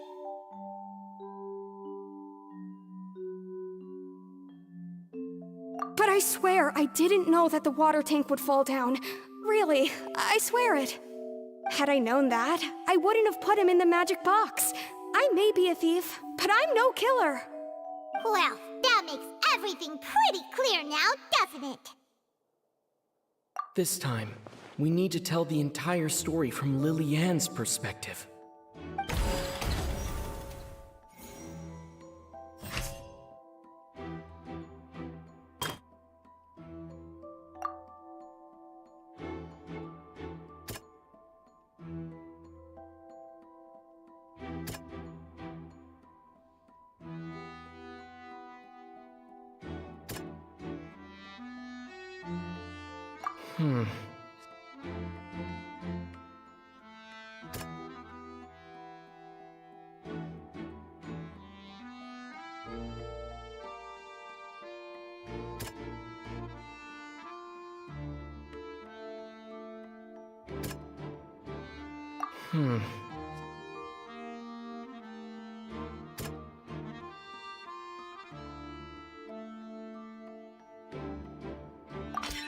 The strange sound wasn't from a fight. It was Lily Ann's attempt to break out when she was frightened.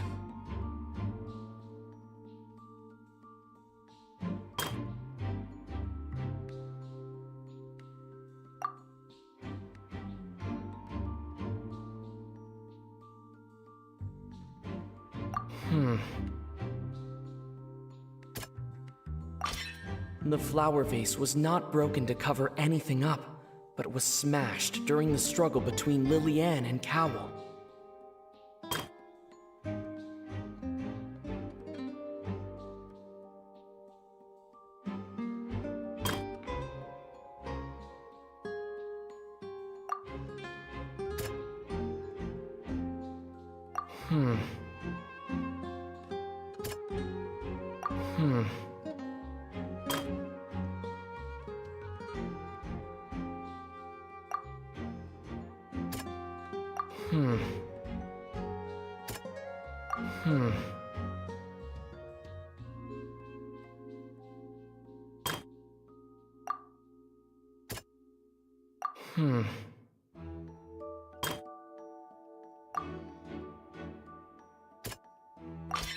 Lily Ann was afraid that she would be recognized if she left, so she changed clothes and hid, biding her time.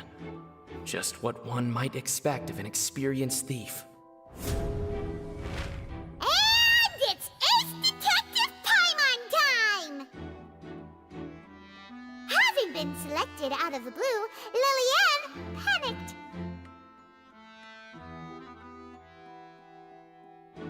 Her panic only intensified after she entered the tunnel and had water poured on her head. So she kicked the door open, producing the thud we all heard. Hearing the commotion, Cowell leapt into the tunnel, only to discover that Lily Ann had not dissolved. He did not know that Lily Ann was not from Fontaine, but was a thief who made her way in by stealing a ticket. Mistakenly believing that the water from the primordial sea needed time to take effect, he tried to force Lily Ann back into the box. The two broke the flower vase during the struggle, but Lily Ann came out on top, knocking Cowell out and putting him in the box. With no way of escaping, she changed her clothes and hid in the costume trunk until the performance ended.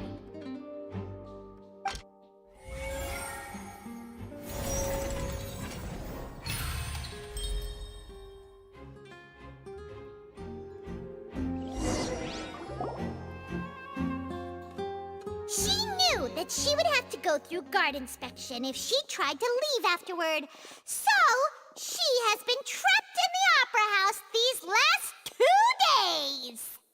She had already become desperately hungry by the time we were chatting over macarons. So, she swiped 2 of them right under our noses. Talk about a sneaky thief. At this point, all the events that happened in the tunnel have now come to light! Ah, so that's the whole story. Bravo! Bravo! Now then, Lady Farina, do you wish to speak against the defense's statements?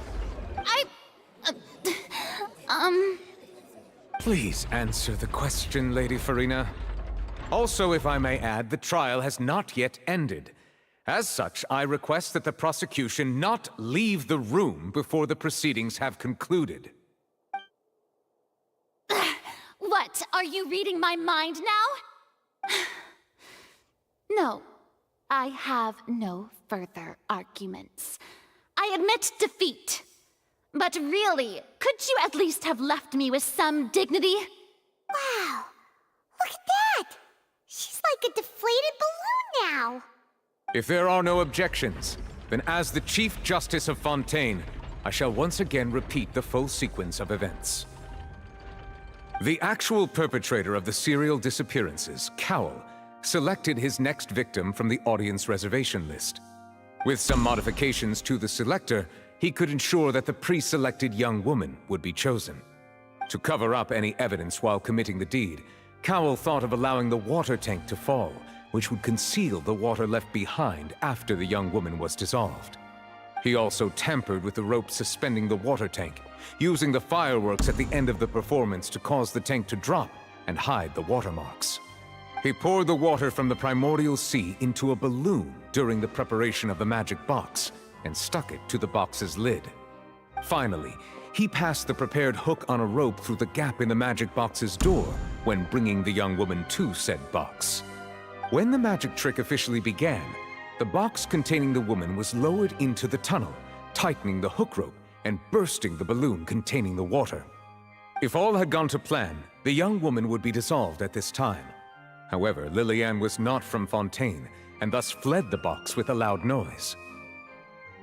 Realizing that there was trouble, Cowell entered the tunnel and met Lillian.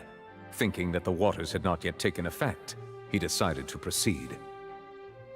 However, his opponent was more capable than he thought, and he was overcome, knocked unconscious, and placed into the magic box, and thus became his own final victim.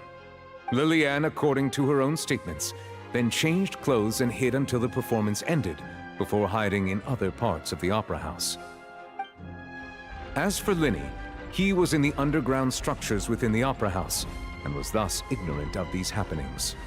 From this reconstruction of events, we can conclude that Linny, the accused, is in fact innocent. While there is much in Linny and Lillian's conduct that should still be investigated separately, this case, at least, can be handed over to the Oratrice to make the final decision.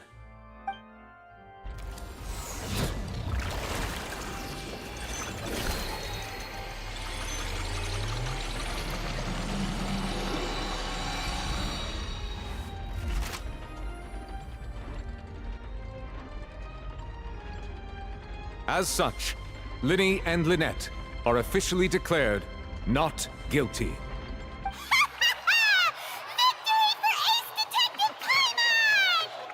Great work, partners. Thank you all. Thank you so much. Next, I think we deserve an explanation, Guard Vaughn. How did you find the water from the primordial sea in Linny's baggage? Right! Your discovery caused me to make a serious mistake, you know. Or was that not a discovery, but false evidence that you dared to bring before this court? I suspect that the accomplice mentioned in Cowell's notes was not Linny, but you, yes?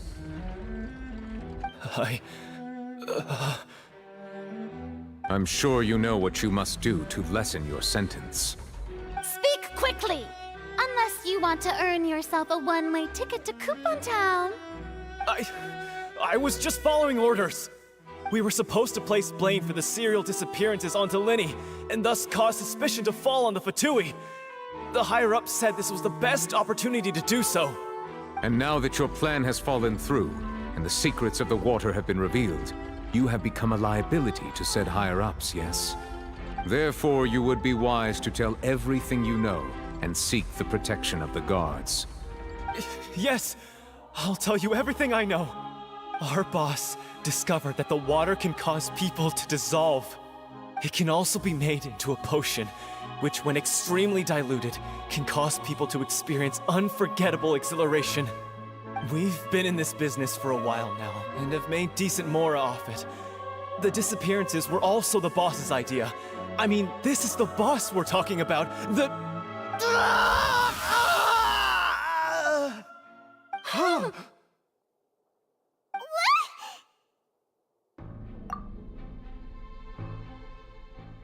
And now he can no longer talk. Such ruthlessness. I shouldn't have expected any less of them. An outrageous act. All present, please submit to inspection immediately.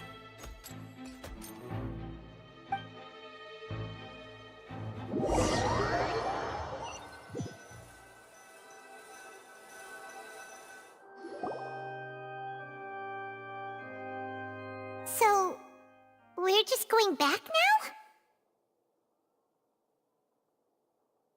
That's true, but... Traveler, Paimon! Please wait. Lenny... I know you may not want to speak to me right now. Maybe you don't even want to look at me. But still, let me thank you again for defending me to the end, even after you learned that I'm a member of the Fatui.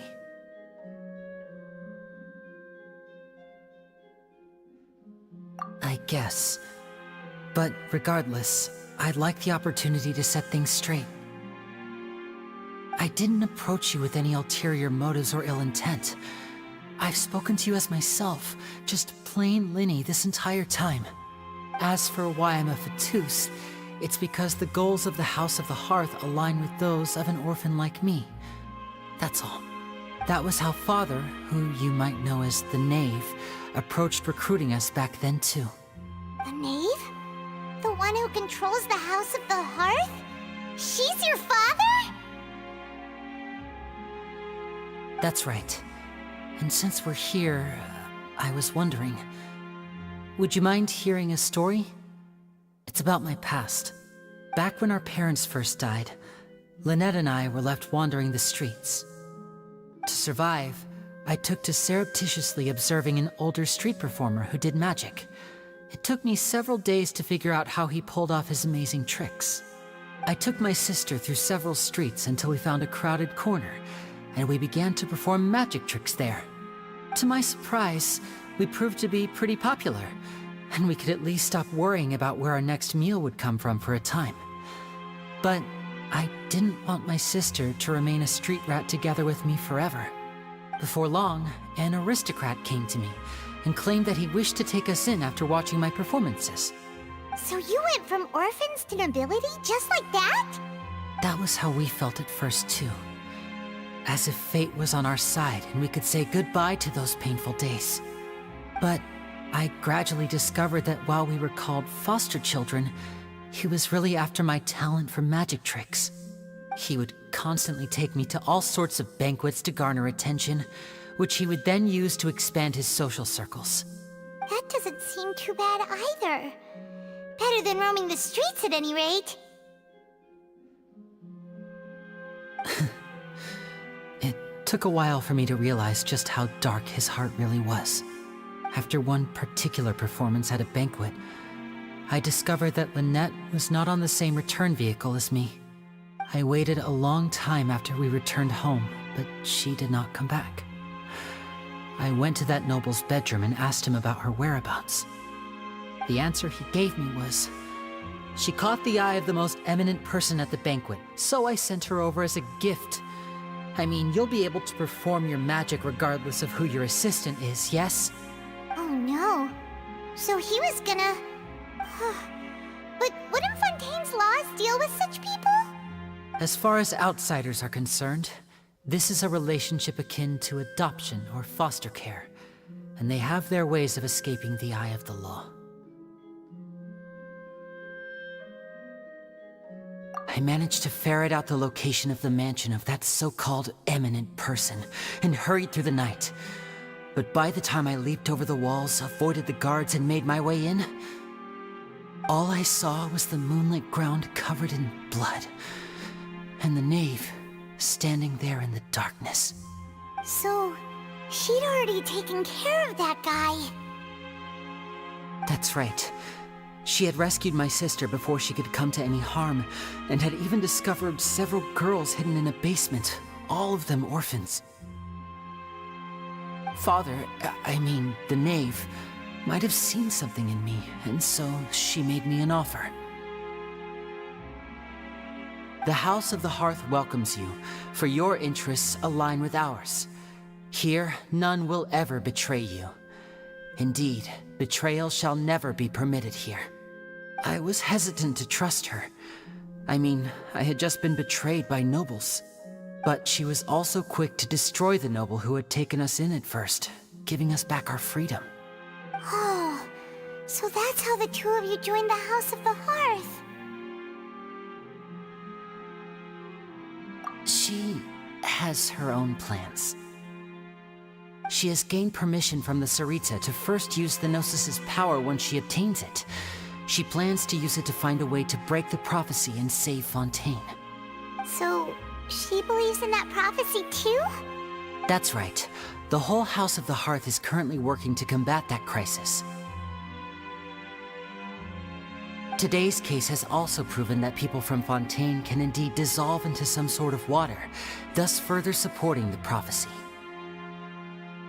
All of us house members here, Lady Arlecchino herself included, are from Fontaine.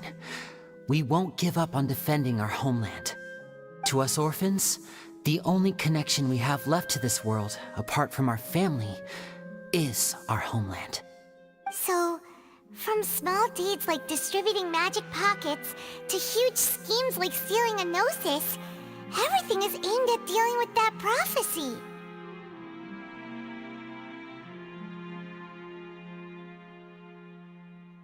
It's all right. I understand. The only thing I can do is relate all this to you. I just hope you can understand that even as a member of the House, I have never stopped making my own decisions, and that I believe what I'm doing is right. If you should need anything at all in the future, feel free to find me. I will do my best to help you, as plain Linny.